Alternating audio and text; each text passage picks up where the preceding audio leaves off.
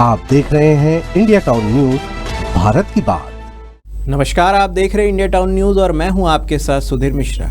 आज हम बात करेंगे एक तेज होती जंग, एक बदलते भूगोल और उस मानवीय संकट की जो दुनिया को फिर से युद्ध की कगार पर खड़ा कर रहा है।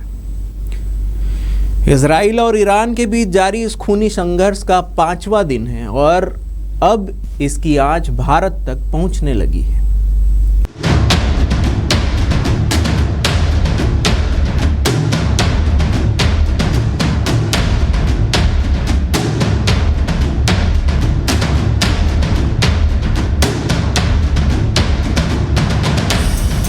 इजराइल ने सोमवार रात तेहरान पर जबरदस्त एयर स्ट्राइक की।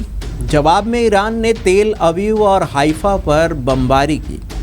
अब तक ईरान में 224 लोगों की मौत, 1481 घायल।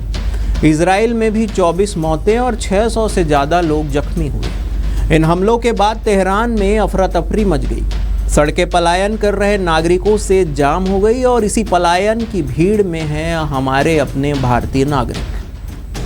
भारत सरकार ने तत्काल कदम उठाते हुए ईरान में फंसे भारतीयों की निकासी का ऑपरेशन शुरू कर दिया है। पहला जत्था करीब 100 भारतीयों का आर्मीनिया बॉर्डर के जरिए बाहर निकाला जाएगा और इसी के साथ सक्रिय किया गया है 24/7 कंट्रोल रूम, जिससे हर नागरिक को मिले तुरंत मदद।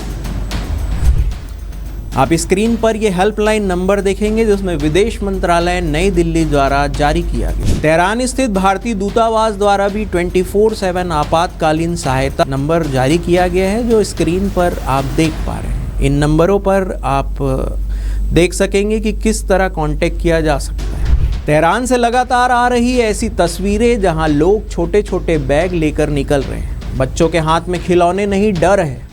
भारत सरकार अब इन भारतीयों को वॉलेंटरी एग्जिट ऑप्शन के तहत सुरक्षित रूट से निकाल रही है और MEA ने साफ कह दिया है कि हर एक भारतीय तक मदद पहुंचानी है।